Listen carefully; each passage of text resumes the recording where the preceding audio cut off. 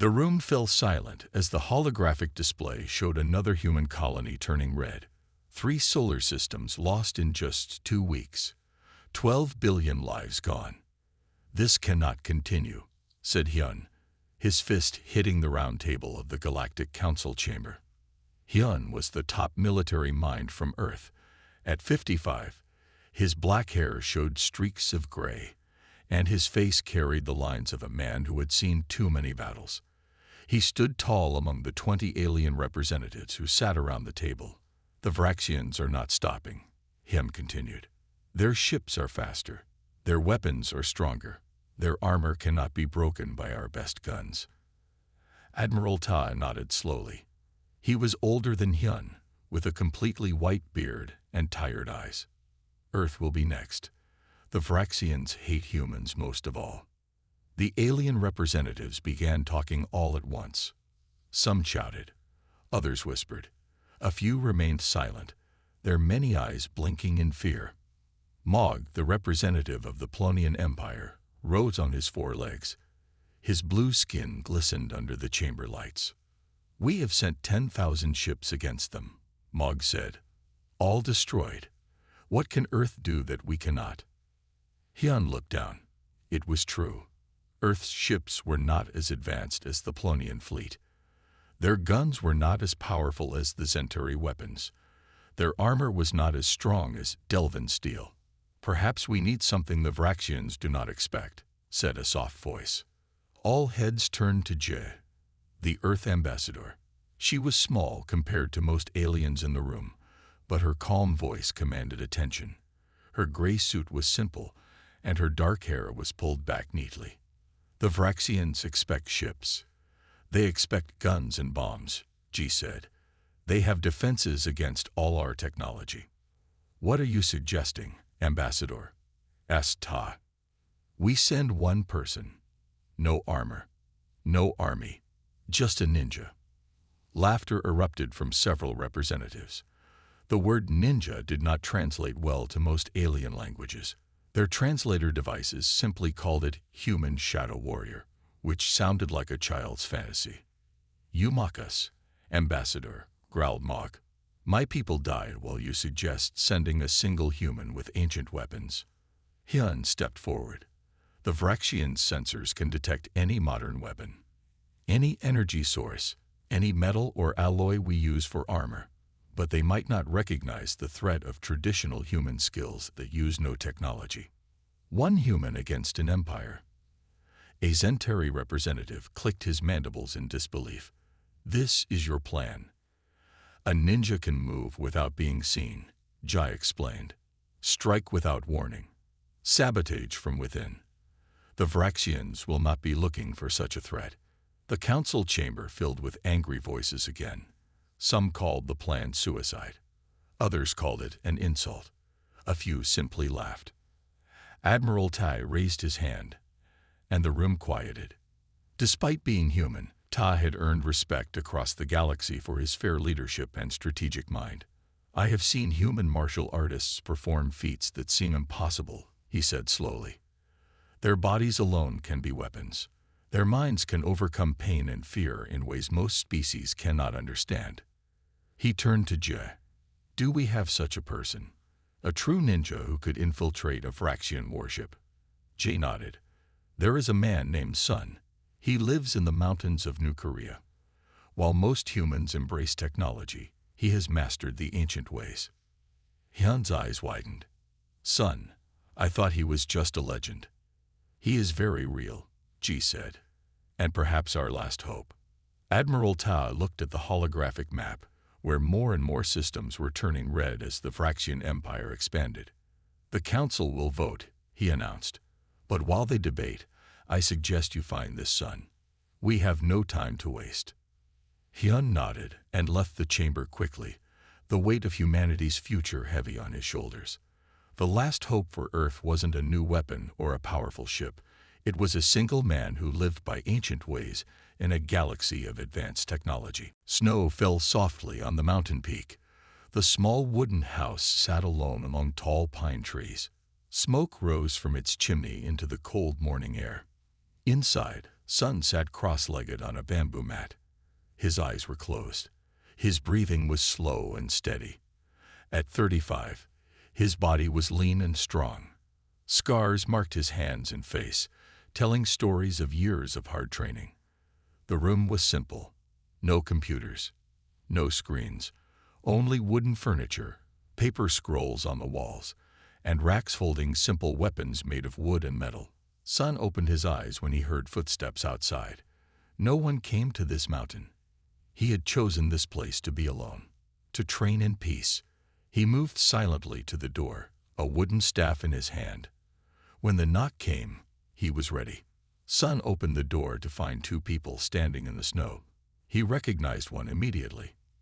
"Hyun," Sun said, his voice rough from lack of use.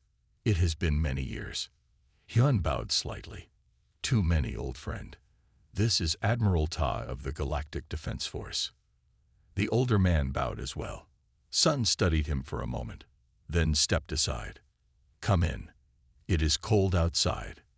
Inside, Sun made tea in silence.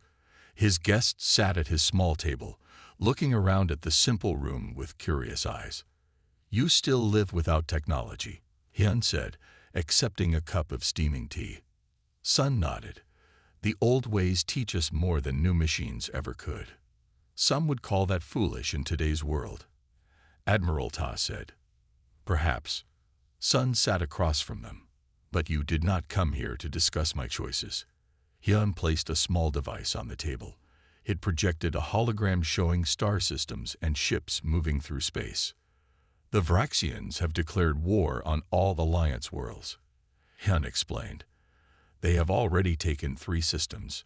Sun watched the red dots spread across the map. "And our forces, failing," Admiral Ta said simply. "Their technology is superior in every way. Their ships can detect any weapon we have. Their armor resists our strongest attacks." "What does this have to do with me?" Sun asked. "I am not a soldier." "No," Hyun agreed. "You are something the Vraxians have never faced before." Admiral Ta leaned forward. "Earth will be their next target. We need someone who can move unseen. Someone who can fight without modern weapons. Someone whose skills the Vraxians cannot understand or detect." "A ninja," Sun said. "Yes." Hyun's eyes were serious. "We need you to infiltrate their main ship, gather intelligence, sabotage their systems from within." Sun stood and walked to the window. Outside, snow continued to fall. "When I was young, I believed the ninja ways would save humanity," he said quietly. "Then technology advanced. Robots fought our wars. Ships traveled between stars. The old arts were forgotten. People laughed at those who still practiced them." "I never laughed," Hyun said. Sun turned to face him. "No, you understood. But why should I fight for a world that rejected these arts?" Admiral Ta stood up. "Because if you don't, there will be no world left. No mountains, no quiet places to train. No humans to remember the old ways." Sun looked at the hologram again. The red dots were moving closer to Earth. "The Vraxians expect ships and guns," Hyun said.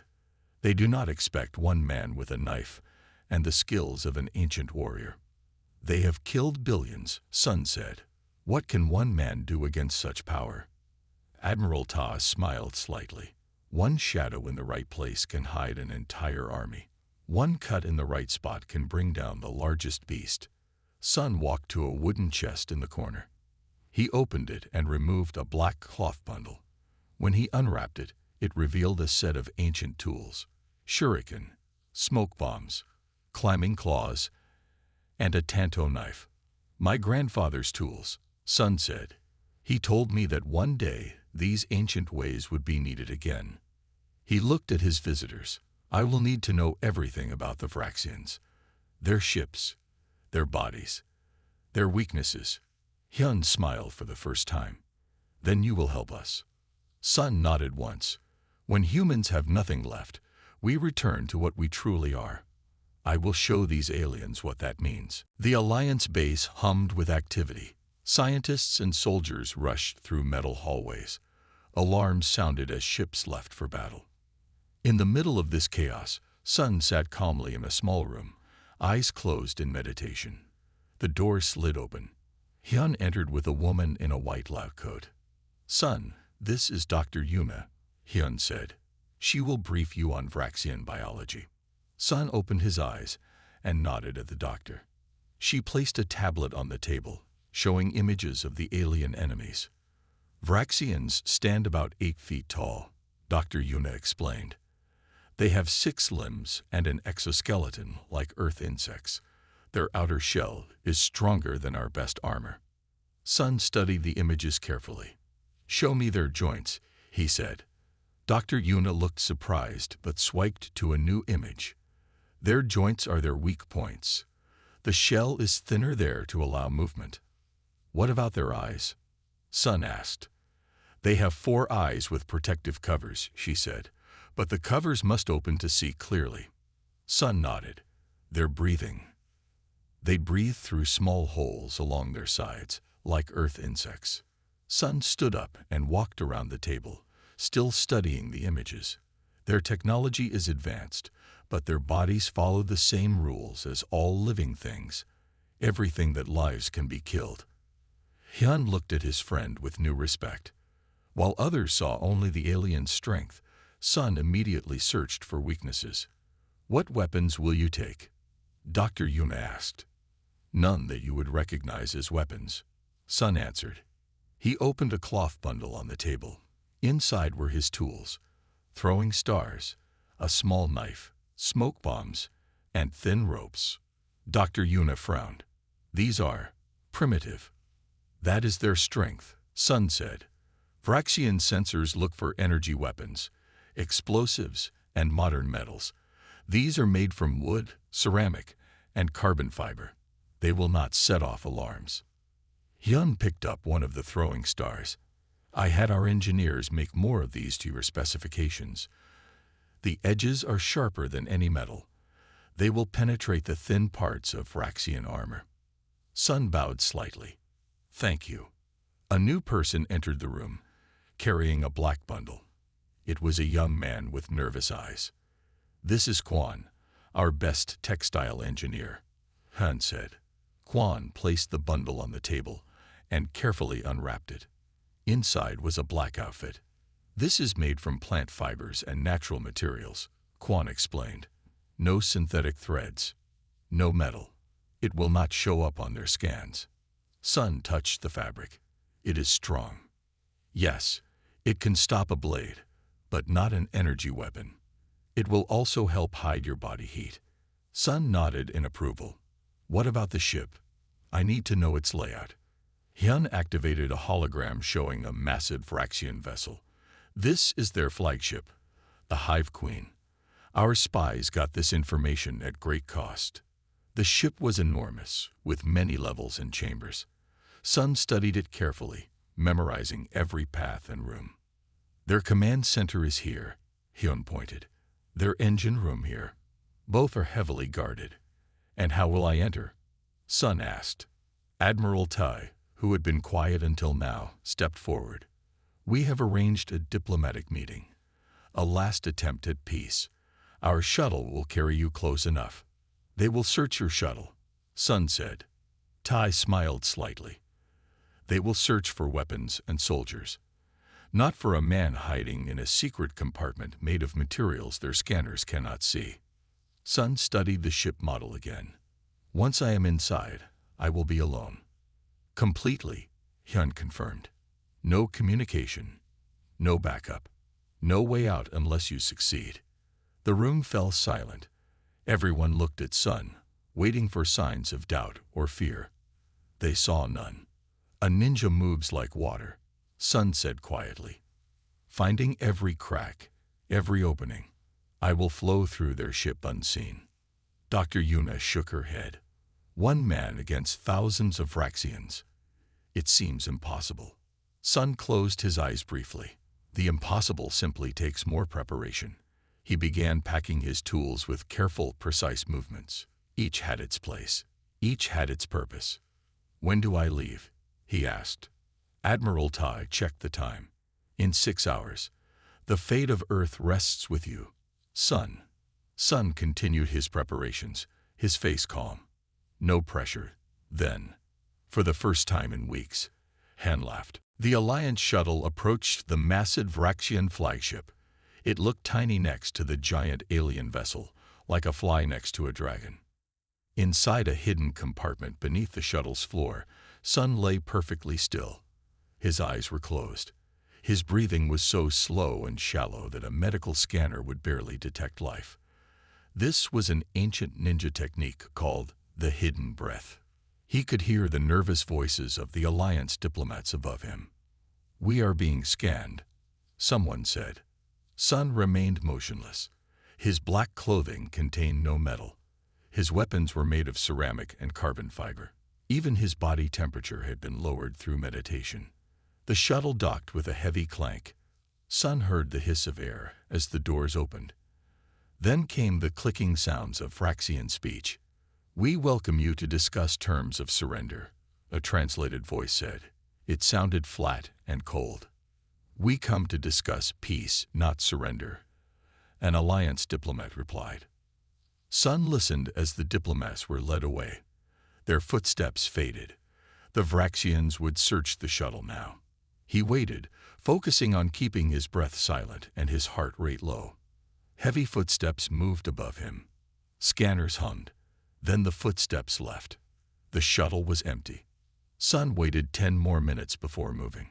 He slid open his compartment and climbed out silently. The shuttle was deserted.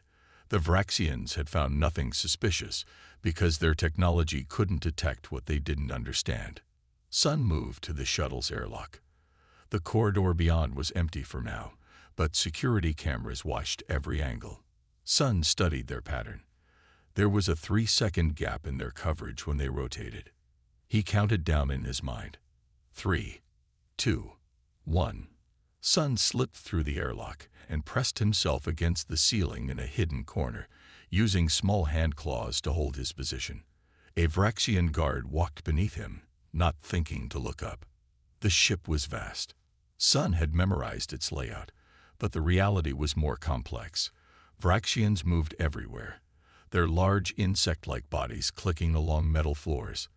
Their exoskeletons gleamed under the harsh lights. Sun moved through the shadows. When there were no shadows, he made his own by disabling lights with silent throws of his shuriken. He used ventilation shafts where he could. Sometimes he had to flatten himself against walls or ceilings as guards passed. Hours passed as he made his way deeper into the ship. He saw things no human had seen before, weapons that could destroy planets, maps showing planned invasion routes. Earth was marked as their next target. In one large chamber, Sun saw rows of stasis pods containing sleeping Vraxian soldiers, thousands of them, an invasion army. He continued moving, gathering information with his eyes and storing it in his memory. No computer, no recorder, just his trained mind. Sun reached a fork in his path. Left would take him toward the engine room. Right would lead to the command center. Both were key targets. He paused, sensing something, a faint sound to his right. He moved silently toward it, curious. The sound led him to a heavily guarded door.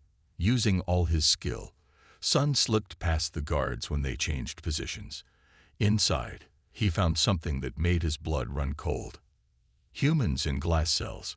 Prisoners. Some were awake, their faces showing fear and pain. Others lay on metal tables while Vraxian scientists cut into their bodies with precision tools. They were studying humans, learning how to kill them more efficiently. Sun felt anger rise in his chest. His mission was to gather information and sabotage key systems, not to engage, not to reveal himself. But as he watched a Vraxian scientist lift a bloody scalpel from a screaming human prisoner, his hand moved to his ceramic knife. His plan had changed. A true ninja was flexible. A true ninja adapted. And sometimes, a true ninja struck when no one expected it. Sun dropped silently from his hiding place in the ceiling. The Vraxian scientists didn't notice him until the first one fell, its throat cut by a blade it never saw coming. The mission of stealth had just become a mission of rescue. And soon, the Vraxians would know that something deadly had come aboard their ship. The first Vraxian scientist died without making the sound. The second turned just in time to see a shadow move across the room. It reached for an alarm panel on the wall. Sun's throwing star hit its arm joint before it could touch the panel. The Vraxian made a high clicking sound, a cry of pain. Sun was already moving. His ceramic knife struck the soft spot where the alien's head met its body. Another silent kill. 4 more Vraxian scientists remained in the lab. They all turned now, their 4 eyes focusing on the human intruder. One pulled out a weapon, a small device that glowed with blue energy. Sun threw a smoke bomb to the floor. Thick gray clouds filled the room. The Vraxians' clicking grew louder, confused. They couldn't see through the smoke, but Sun didn't need to see. He had memorized every position in the room before attacking. He moved by sound and memory. His knife found the 3rd scientist. The 4th fired its energy weapon blindly, hitting one of its own kind. The blue beam cut through exoskeleton like paper. 2 Vraxians remained. Sun climbed silently to the ceiling, holding himself there with his hand claws. As the smoke began to clear, the Vraxians looked around the room, not thinking to look up. He dropped onto the largest one, driving his knife through the top of its head. The last scientist backed away, clicking in panic. It reached a console and pressed a button. Red lights began flashing, but no alarm sounded. This was an internal lab alert, not a ship-wide alarm. The scientist thought it was safe now. Help would come. The small human would be captured. It was wrong. Sun threw his last smoke bomb and disappeared into the shadows. The Vraxian looked around frantically. It never saw the human appear behind it. It never felt the knife that ended its life. The lab fell silent except for the soft sounds of humans whimpering in their cells. Sun worked quickly now. He knew more Vraxians would come soon. He moved to the cells and studied the locks. They were electronic but simple. Sun took a small tool from his belt, a thin wire with a ceramic tip. He had trained to pick locks since childhood. Electronic locks were newer, but the principle was the same. Find the mechanism, manipulate it, open the door. The first cell opened with a soft click. Inside, a man with bruised skin and scared eyes looked up. "Who are you?" the man asked in a weak voice. "A friend," Sun answered simply. "Can you walk?" The man nodded. Sun moved to the next cell. In 10 minutes, he had freed 8 prisoners. Some could barely stand. Others seemed stronger. The horror in their eyes mixed with new hope. "We need to hide," Sun told them. "More Vraxians will come soon." "There's nowhere to hide on this ship," one woman said. Her name was Min. She had been a pilot before her capture. "They'll find us." Sun pointed to a panel in the ceiling. Ventilation system, big enough for humans, not big enough for Vraxians. He helped them climb up one by one. Some needed to be lifted. Sun went last, pulling the panel closed just as the lab door opened.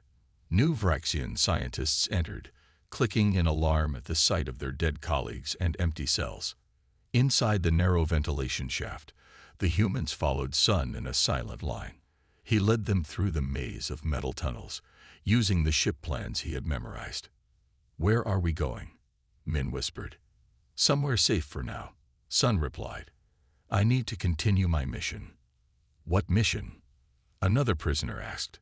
"To find the Vraxians' weakness," Sun said. "To send that information back to Earth." Min touched his arm. "You came alone. Against this entire ship." Sun nodded. The man looked at Sun's simple clothes and basic weapons, then at the massive ship around them, filled with thousands of technologically advanced aliens. "You're either very brave or very crazy," he said. Sun allowed himself a small smile. Maybe a little of both. They reached a wider section of the ventilation system. An unused storage room lay below them. Sun checked it carefully before opening the panel. "Rest here," he told the freed prisoners. "I will return if I can." Min grabbed his arm again. "What's your name?" "Sun." "Thank you, son," she said. "We thought no one was coming for us." Sun looked at their hopeful faces. His mission had just become more complicated, but also more important. "Someone always comes," he said. "Humans don't abandon their own." Commander Crix stood over the bodies of his dead scientists. His tall, insect-like body towered over the other Vraxians in the room. The armor plates on his exoskeleton were thicker and darker than those of regular soldiers. Scars marked his shell, showing he had survived many battles. "How did this happen?" he demanded, his voice translated by the ship's computer. A nervous scientist clicked rapidly. "We don't know, Commander. The security cameras show nothing. The prisoners are just gone." Crix's 4 eyes narrowed. "Nothing can be invisible to our sensors. Run a ship-wide scan." "We already did," the scientist said. "We found no unauthorized life forms, no weapons, no explosives." Crix looked at the dead Vraxians. The cuts were clean and precise. Whatever killed them knew exactly where to strike. "What did this?" he asked, pointing to the bodies. The scientist held up a small metal star. "We found this embedded in one victim. It's primitive, made of carbon fiber, no electronic parts." Crix took the throwing star and studied it. "Human weapon, ancient design." "But our scanners would detect any human on board," the scientist protested. Crix crushed the star in his powerful claw. "Not if they found a way to hide from our technology." He turned to his security chief. "Lock down all systems. Deploy hunter drones. Find whatever did this." In another part of the ship, Sun moved carefully through a maintenance tunnel. He had left the rescued prisoners in the storage room with food and water he'd found. Now he needed to continue his main mission. His first target was the ship's communication center. If he could disable it, the Vraxian fleet would lose coordination. It would give Earth forces more time. Sun reached a junction in the tunnel. He paused, listening. A faint humming sound approached. Something was coming through the tunnel. He pressed himself into a small alcove as a metal sphere floated past. Its surface was covered with sensors. A hunter drone. The Vraxians had begun searching for him. The drone stopped near Sun's hiding place. It hovered there, scanning.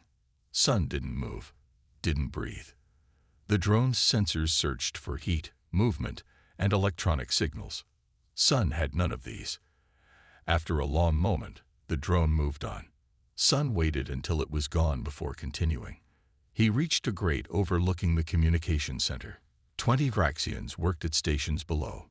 Armed guards stood at every entrance. This would not be easy. As Sun watched, an alarm flashed on a console. A Vraxian officer rushed to it.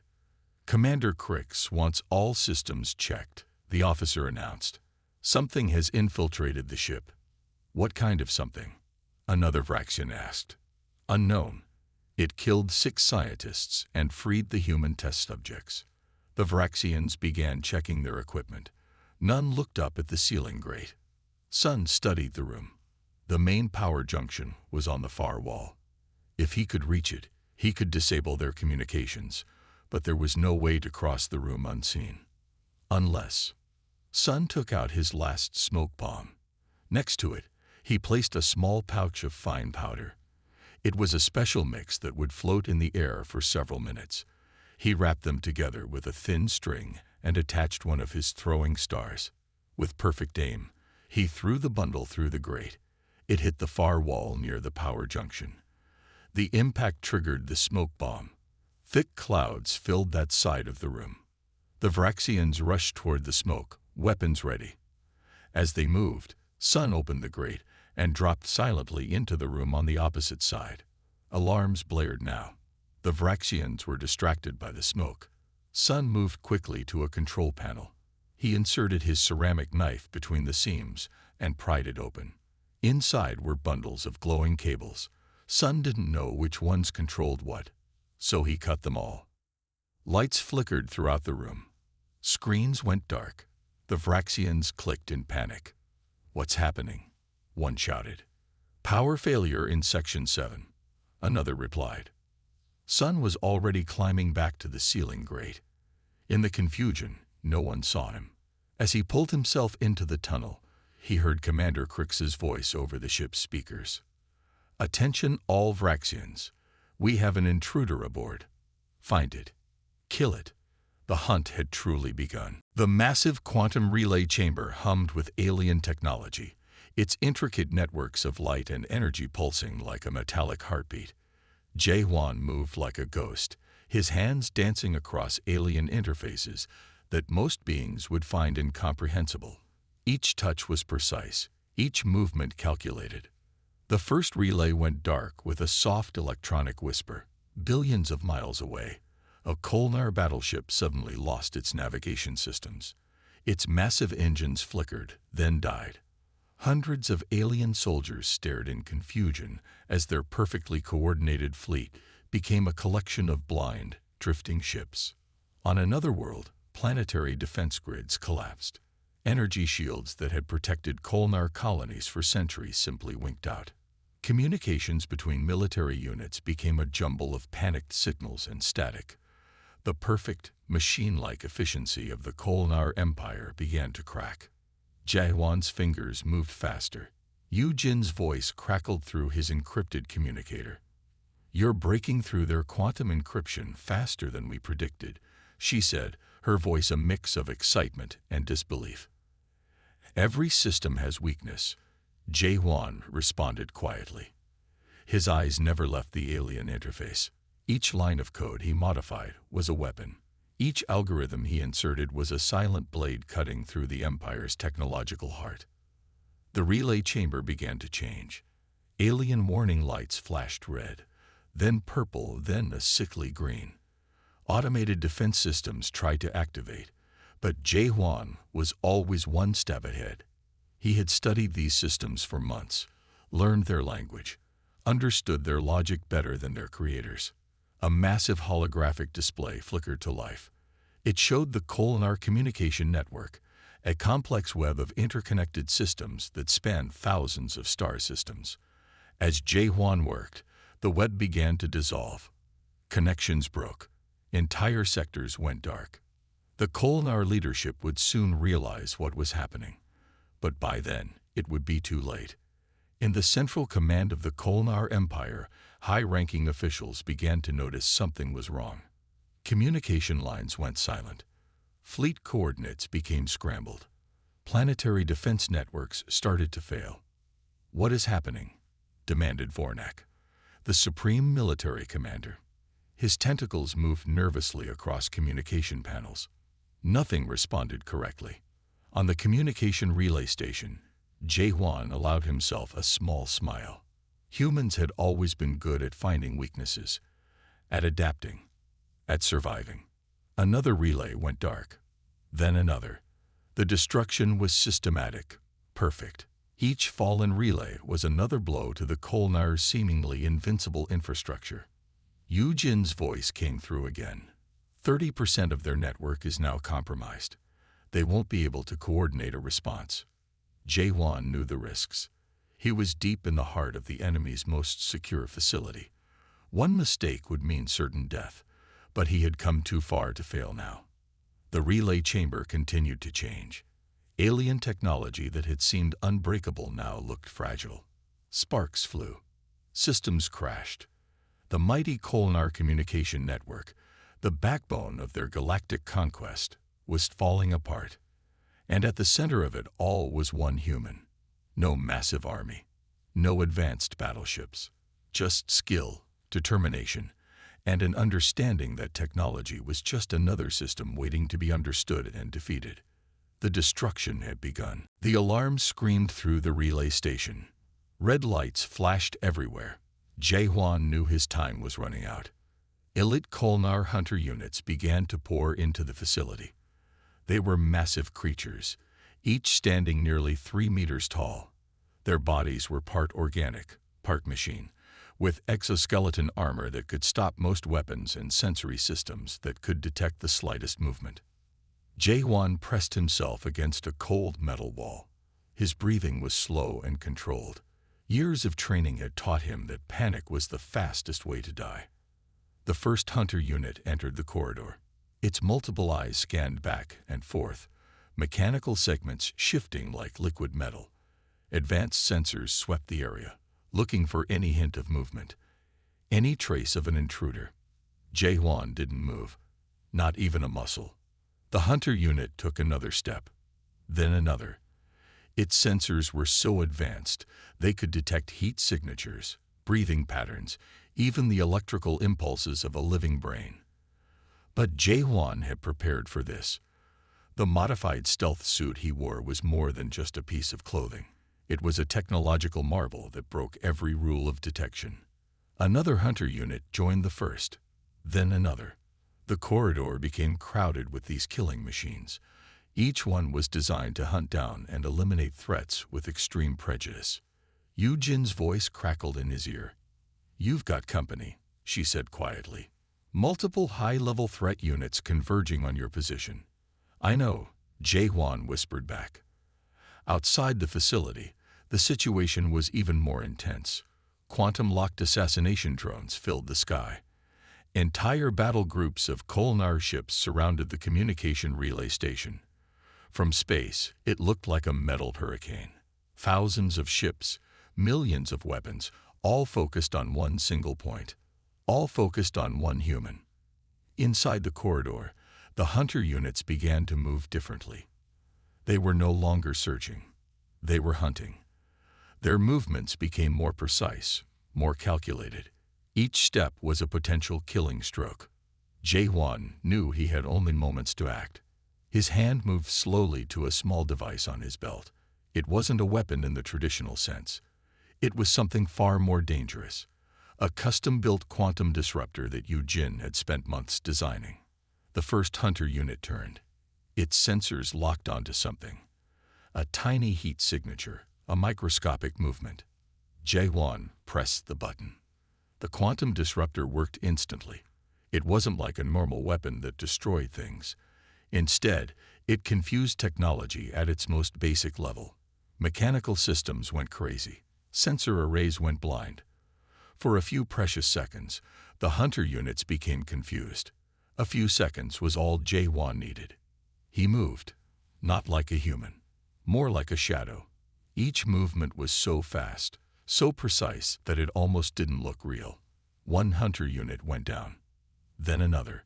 Not through brute force, but through perfect understanding of their systems, their weaknesses. More units poured in. The corridor became a battlefield. But it was a strange battle, where one human seemed to dance between these massive killing machines, turning their own technology against them. Outside, the space around the relay station became a storm of weapons and energy. Kolnar ships fired everything they had. Massive energy beams that could destroy entire cities concentrated on this one location. But Jae-hwan was still moving, still fighting, still surviving. The hunter units kept coming. But with each moment, they learned that sometimes the most dangerous weapon wasn't technology. Sometimes it was simply human determination. The communication relay station was in ruins. Smoke filled the corridors. Broken alien technology sparked and flickered. Jae-hwan leaned against a damaged wall, bleeding from multiple wounds. But he was alive, and he had won. In his hand, he held a small device. It wasn't much to look at, just a small piece of technology that seemed insignificant. But this device would change everything. Yu Jin's voice came through the communicator. "The broadcast is ready," she said. "Are you sure about this?" Jae-hwan nodded, even though she couldn't see him. "Everyone needs to know," he responded. With a single touch, the device activated. It wasn't just a communication device. It was a beacon of hope. Across thousands of star systems, screens flickered to life. Enslaved humans, captured alien races, refugee colonies. They all saw the same thing. A simple video of Jae-hwan explaining exactly how he had defeated the Kolnar Empire. He showed everything. How he had studied their systems, how he had found their weaknesses, how one person could make a difference. The broadcast went out in multiple languages. Some translations were rough. Some were perfect. But the message was clear. The Kolnar were not invincible. On distant planets, People began to move. Slaves who had lost hope suddenly found courage. Captured races that had given up started to plan. The video spread like wildfire, moving faster than any communication network the Kolnar had ever created. The first response came from a human colony on Titan's moon. A group of miners took over their work facility. They used the techniques HFY had shown in the broadcast to disable their Kolnar guards. Then another colony responded, and another. The Kolnar leadership watched in horror.